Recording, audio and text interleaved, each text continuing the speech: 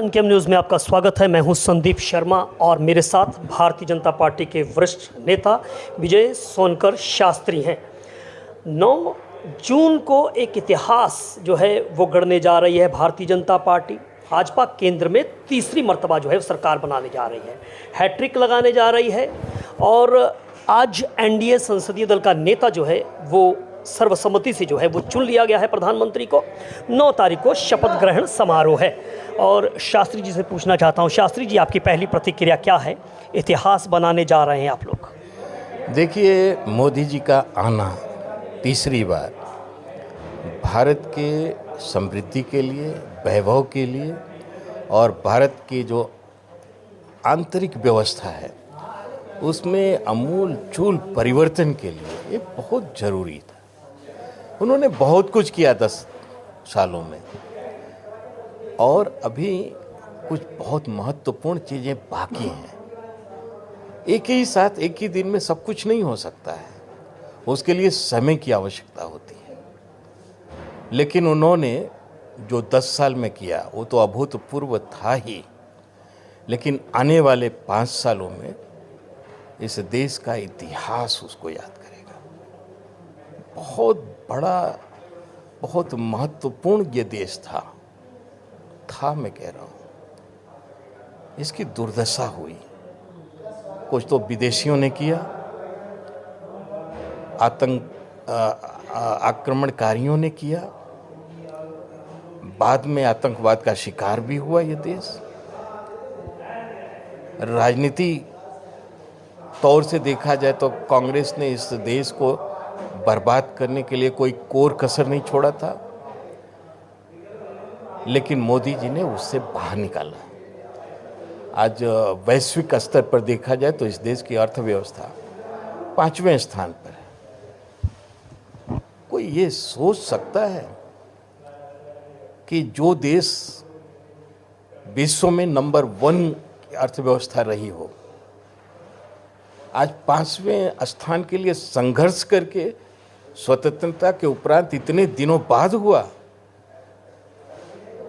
और तीसरी बड़ी अर्थव्यवस्था बनाने के लिए मोदी जी का जो कमिटमेंट है वो भी उसी दिशा में है कि कभी ये देश नंबर 1 इकोनॉमी होता था। चाइना हमसे बहुत दूर होता था। ये तो भारी लूटपाट के बाद चाइना हमारे नज़दीक आया और 19वीं सदी के बाद वो धीरे धीरे आगे निकल गया और हम बहुत पीछे चले गए थे। ऐसी अनेकों ऐसी चीज़ हैं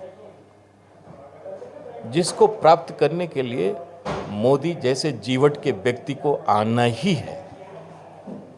और कांग्रेस ने तो एक तरह से कसम खाया है इस देश को गुमराह करने के लिए, मानसिक तौर से इस देश को भ्रमित करने के लिए, और इसके अलावा उनके पास कोई चारा भी अब नहीं। 2 लफ्ज़ों का, 2 शब्दों का आपने इस्तेमाल किया है, गुमराह करने का और जो है आपने कहा है कि भ्रमित करने की बात कही है, बर्बाद करने की बात कही है। प्रश्न ये है कि वो अब कह रहे हैं कि जो एनडीए गठबंधन है ये स्थायी सरकार नहीं दे पाएगा। 2014 की बात करें, 2019 की बात करें तो एक उसकी स्टेबिलिटी पर उसके जो है कोई प्रश्न चिन्ह नहीं था, लेकिन जो मौजूदा परिणाम आए हैं उसको लेकर जो विपक्ष बयानबाजी कर रहा है उसको क्या किस तरह से लेते हैं और ये फेविकोल का मजबूत जोड़ रहेगा? देखिए, इस पर तो कुछ टिप्पणी करना बेकार है, लेकिन फिर भी हम लोग तो गांव के लोग हैं, ज़मीन की बातें करते हैं। हमारे यहाँ गांव में एक कहावत है कि गिद्ध के चाहने से डांगर नहीं मरते हैं। ये लोग गिद्ध की तरह हैं, लेकिन इनके चाहने से कुछ नहीं होने वाला है। मोदी जी 2014 में भी एनडीए की सरकार बनाए थे, उसका नेतृत्व किए थे। 2019 में भी एनडीए का ही नेतृत्व किए थे और 2024 में भी वो एनडीए का ही नेतृत्व कर रहे हैं और लंबे समय तक अब इस देश में एनडीए का नेतृत्व होगा। एनडीए का मतलब क्या है? ये एक व्यक्ति की एक सरकार ऐसा नहीं है। ये विविध संस्कृति, विविध सभ्यता, विविध प्रकार की भाषा भाषी का ये देश है। आप एक ही भाषा में कैसे देश को चला सकते हैं? एक ही संस्कृति से कैसे ये देश चलेगा? देखिए, यहाँ पर सबकी भागीदारी की ज़रूरत है। भाजपा अकेले भी तो पूर्ण मेजॉरिटी पाई थी, लेकिन फिर भी सरकार एनडीए का क्यों चला था, इसका मैं रहस्य बताना चाहूँगा। ये देश कोई व्यक्ति से नहीं चलता है, ये देश चलता है सबकी सहमति से, सबकी भागीदारी से। आप पूरे देश भर से आप 552 एमपी क्यों चुनते हैं? क्यों 543 स्थानों पर चुनाव हुआ?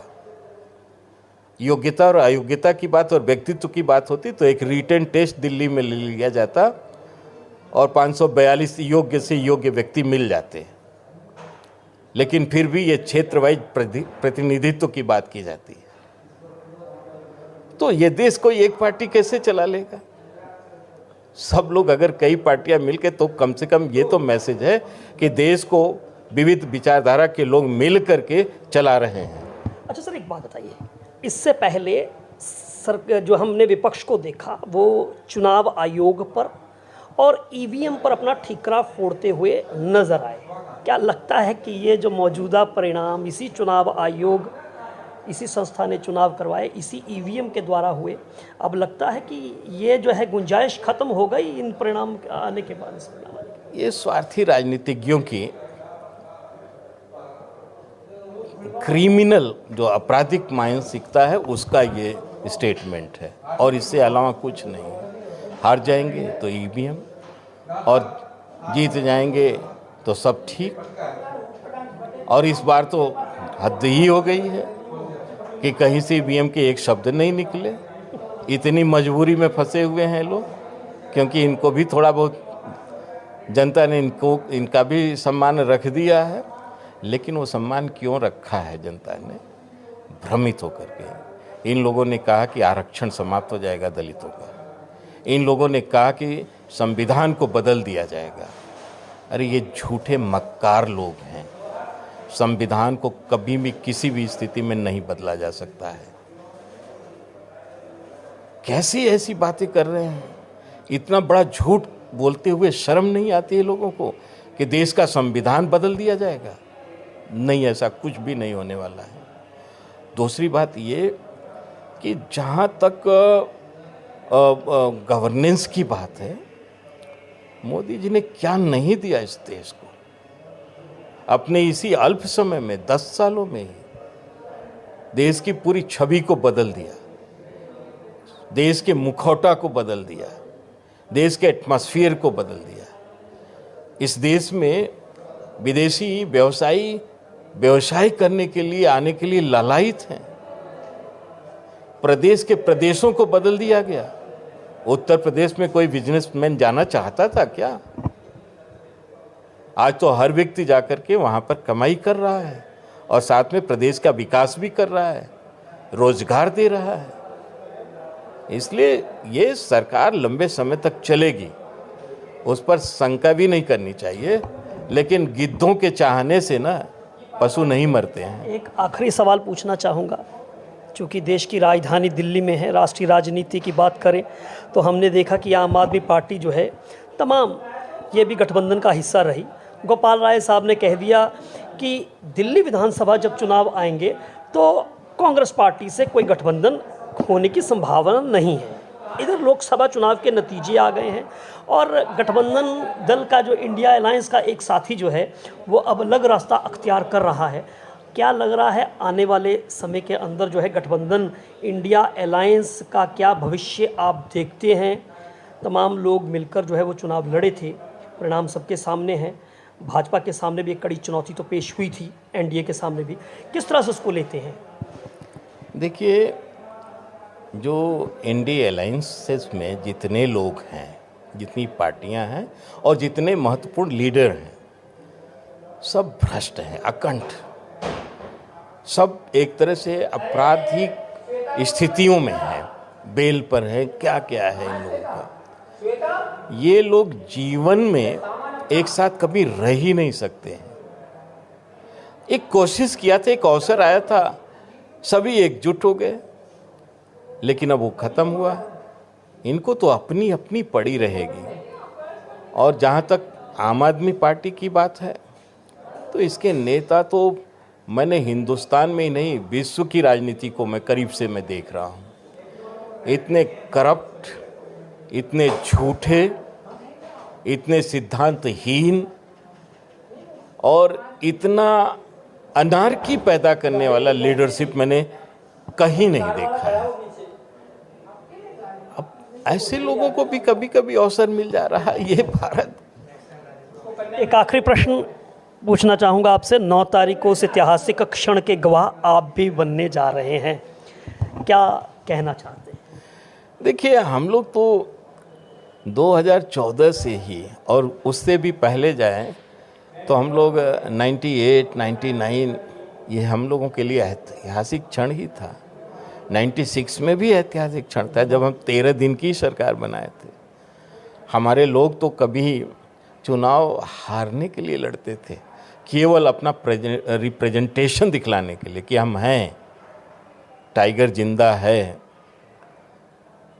वो 72-73 के जो दशक थे, 70 का दशक था, 80 का दशक था।